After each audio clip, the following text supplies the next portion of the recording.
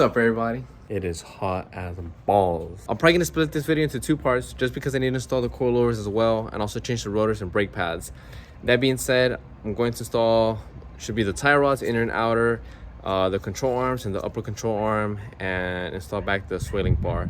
Again, I'm only recording the passenger side. The driver's side, I'm not recording. You guys didn't see me record the removal, nor am I gonna film the install part just because, you know, it gets repetitive. So let's get to it. On the axles too. Going to get rid of a lot of these boxes here. So this is the other ball joint, right? And these are the compliance bushings. And then these are outer tie rods. Perfect. I need these. And then these are the inner tie rods. This one's heavy. Ooh la la. These are beautiful. So these are the LCAs. Beautiful. It has an R right here. It's gonna be the right side. You can distinguish it too because it has more of a bend on one side. So these the machining here, it bolts on right onto the compliance arm. Speaking of the compliance arm, and these are the compliance arms. That's right. That bushing goes there, the big chubby one. I'm gonna assume this is R, right side passenger. But yeah, right here, that bolt goes through the top part of the lower control arms in this part. You'll see how it bolts on. These are the sway bar bushings. Sweating like crazy already, bro. Looking at this right here, I forgot to remove the inner tie rods. So I'm gonna go get that tool. You can either use a big ass wrench that fits around that part, or you can use this tool that I have. It's this inner tie rod tool set. So it's pretty cool. Same brand as that one, the one that I used to take the ball joint out and install it. This is the actual arm, and these are the actual couplings, I would say, to be able to get that thing out. So that's right. It's like a freaking little bazooka. Pivot the tool, right? It has this little like lever right here. You just twist it around. It locks itself completely open, and go ahead and fit these ends of it just right in there, like that. Literally, it's the end of an open end wrench, literally. So if you don't want to buy this tool, you can just buy a big ass open end wrench. Well, damn, might have picked out the right size the first shot. I feel like I can get a smaller one. So 32.5. Oh yeah. Oh, it's for sure this one. Once you have the key there, just go ahead and grab the actual device. And then just lock it at the top with the key. And once it grips, have extension, boom, and just go ahead and break it loose. Then when it get loose, you can just loosen it with just a rod. Oh, there you go. Here's the key. And here's the inner tie rod. Snapped. And then inside the boot, you can see the actual threaded part that goes into your steering rack, which is that whole assembly down there. Alright, so let's see. So for the tie rods, I don't think these are pertained for left and right. They shouldn't. Damn, this part's gonna be a pain in the ass because the part that broke, so I don't even know where the adjustment's gonna be at. But anyways, I have to get in alignment, so they'll adjust it from there. But damn, it shouldn't be any. It shouldn't matter. First place I'm taking this car out is the alignment shop, man. Once I have it on wheels. And you wouldn't believe it. Since I didn't get a new boot, I'm trying to preserve this one, so I'm just gonna push this boot back and install the inner tie rod real quick. Before you install, make sure you don't forget this locking clip. It's very important. Goes on there. And if you're wondering if it goes like that, it has these little two extensions out. If you look at it inside right here, where the actual thread part is at, it locks into that little piece right there. Got the first few threads in, so just need to thread it all the way in. I still have a bit left right there. So bottomed out, so now just to tighten it with the actual tool. It's all tightened up. Gonna go ahead and pull the boot over and then get the outer tie rod on here. The outer tie rod here, pretty nice. I'm just gonna leave it right there where the nut is at Again, it's probably gonna change just because when I take it to the alignment shop, they're gonna adjust it. I'll leave it right there. And then this already comes with a fresh ball joint. It also comes with a fresh cotter pin. I'll put these together for the driver's side. All right, picking up from yesterday. Put up the little umbrella because it's too damn hot, bro. I can definitely change the sway bar link bushing, and then just get that sorted out, and then I can just go ahead and bring the compliance arm and then drop the LCA in here. So let's go get that bushing. Oh, I'm sore. It's gonna be these. All right, so these are really hard to install, bro. You gotta be careful the way you install them. I'm just busting your balls. These are really easy to install. All you gotta do really is just separate this out, take it out, and just install a new one. Old one, new one. All right. You adjust it. You can move it side to side because it's literally gonna go where the bracket goes. All right, this is the compliance arm. This is the right side skunk 2. So it comes with this washer here. This washer is gonna go right here on this end. And then right there, you're gonna get this nut right here. This is gonna go here. Obviously, the compliance arm bushing goes here, so make sure you don't forget that. You need to go get it right now. And then right here, you're gonna have this bolt. This one goes on right here, like that. And then this one right here, this little nut goes here. Now, this connects to your choice of LCA. That being OEM or being aftermarket, totally up to you. And in my case, I got the beautiful Hard Race LCA. Wish it was black. I had asked for black, but these guys took a month and a half to get this, and I had asked for the black one. And they called me, told me that it wasn't in the shipment from Japan at Long Beach. So they said they had a blue in stock. So I was like, all right, that's cool, whatever, just give it to me. So I decided to go with blue. Still pretty nice though. I showed in the sun. Still pretty sexy. Let me go ahead and mock it up for you guys here, that you guys see what the hell's going on here real quick. It goes exactly like this. Boom. Like that. Once you have that, go ahead and put your nut right here. And this bolt is the one that runs through here.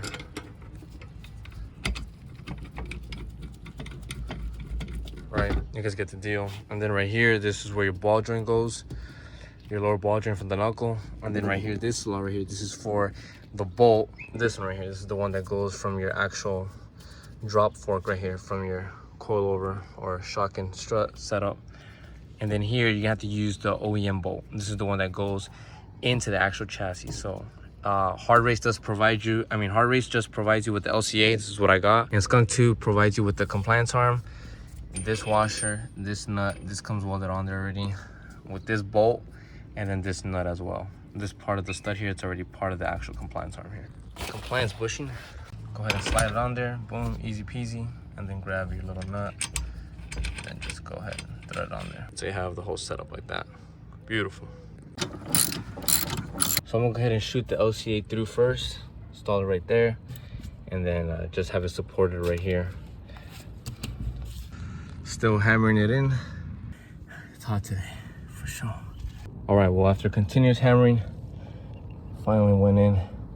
Once it hits that groove, it'll just line up perfectly.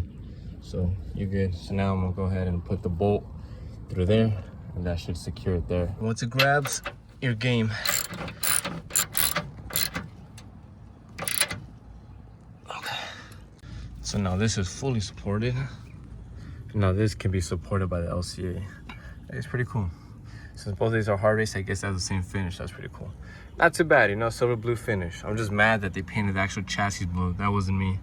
And this cord of the swaling bar blue too. So I don't know. I don't want to say that it was meant to be, but I don't know. It still looks like shit that they painted it down there. It's all good though.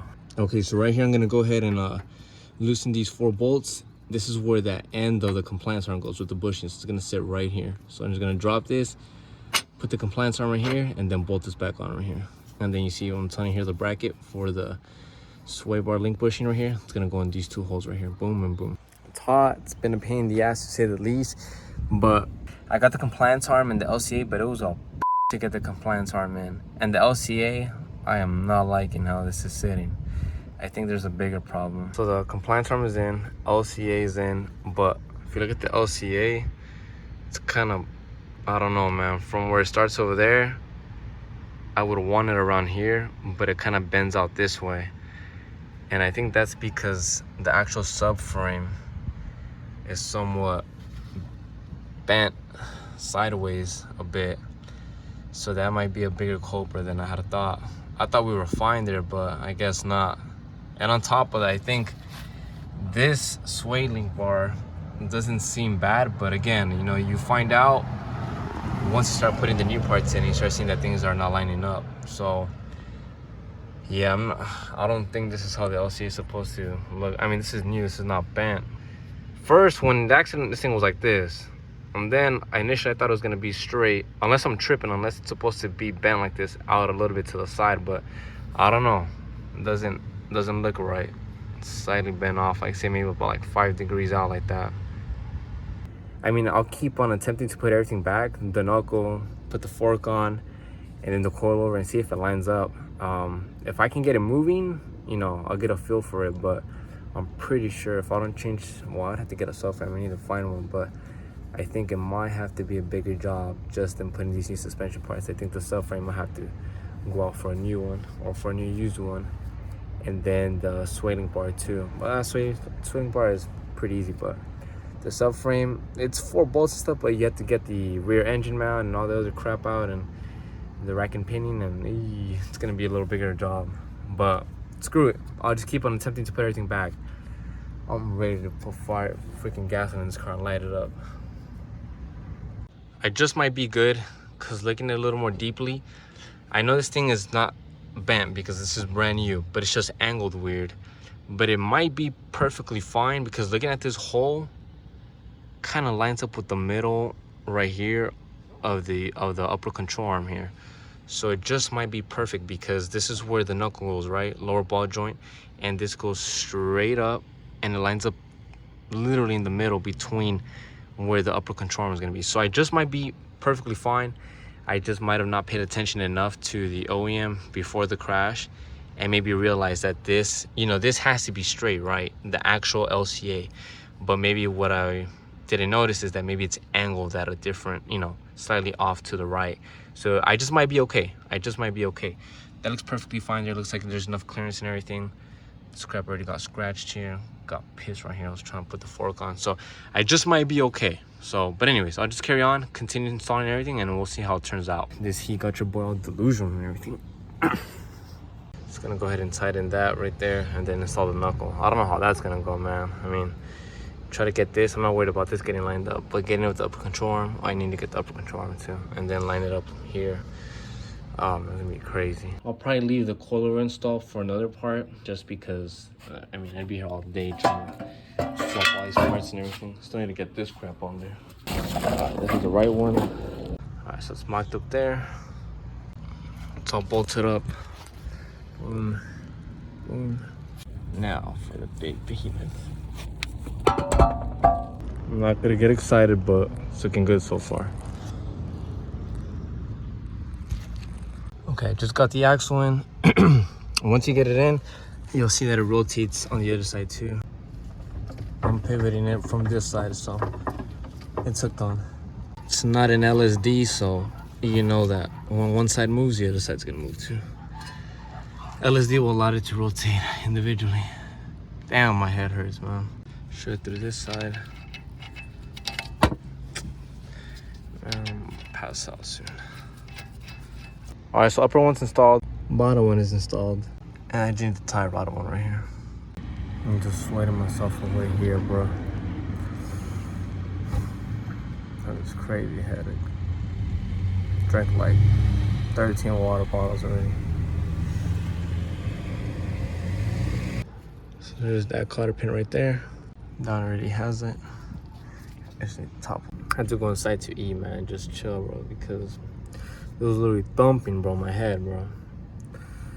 It's 102 right now, bro. It's crazy. But anyways, back to this. Oh, you guys saw me put in the axle. You know, it's completely in. Let's see. It's all the way in, so it's good there. I need to find out what's leaking there. But yeah, everything else here is good. The tie rod has the castle nut and the cotter pin. Upper one right here has the castle nut, cotter pin, and then the lower ball joint also has the castle nut and the cotter pin right there. All right, so everything's tight. That bowl there is tight. This nut right here is tight. This one needs to tighten right now real quick. My LCA got all scratched up right here when I was trying to install the fork. Such a pain in the ass, bro. Almost got me crying, bro, when I saw it got all scratched up, but it's all good, you know. It's gonna be a race car, so, you know, it's not gonna be the prettiest.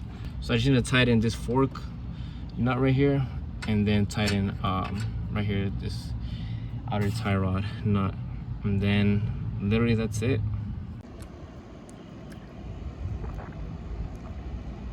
I don't think you guys understand how hot it is right now, bro. Been out here since like 9. It's already like 6 right now. Oh man. Oh. Alright, just gonna run through everything one more time here. So compliance arm is good, LCA is good, everything's tight.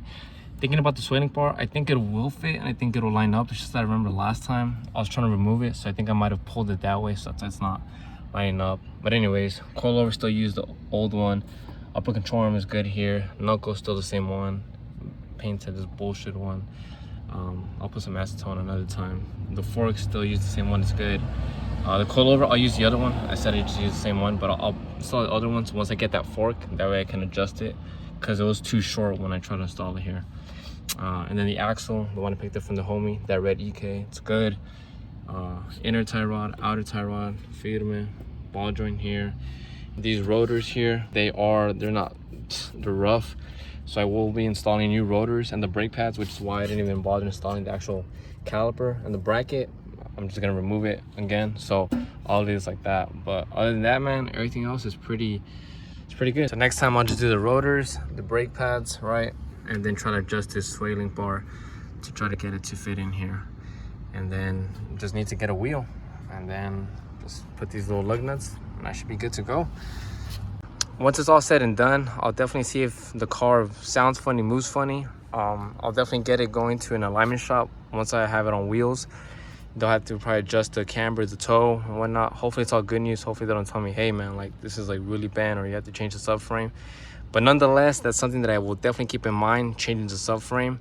And then the coilovers, I'll leave it for another video. So, but definitely before I get it out driving on the freeway, I'll definitely get to attend those coilovers. So, but that'll be once I have the car, you know, on the ground with, you know, wheels and tires and whatnot. I just want to get this car on the ground, bro. I'm tired of seeing it on jack stands.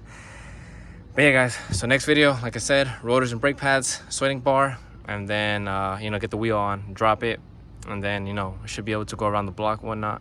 And then in another video, I'll do the coilovers once I get that fork. It's probably been the most labor-intensive job that I've had to do. And also because it's been hot, man. It's just the heat, man, just murders you, man. It kills you. So, but anyways, guys, other than that, hope you guys enjoyed. I'm one step closer. Need to get a set of wheels. I'm just gonna get a set of 2 wheels if I can find some 2 wheels on OfferUp. If I find a set of 4 for a good deal, then I'll probably just get those. But yeah, so once I get that, the brake pads and rotors, and then adjust the sweating bar, you're gonna get the wheels. So I should be wrapping it up in the next video. Other than that, guys, thank you for tuning in. Stay cool, enjoy the weekend. I'll see you guys next time. All right, guys, peace out.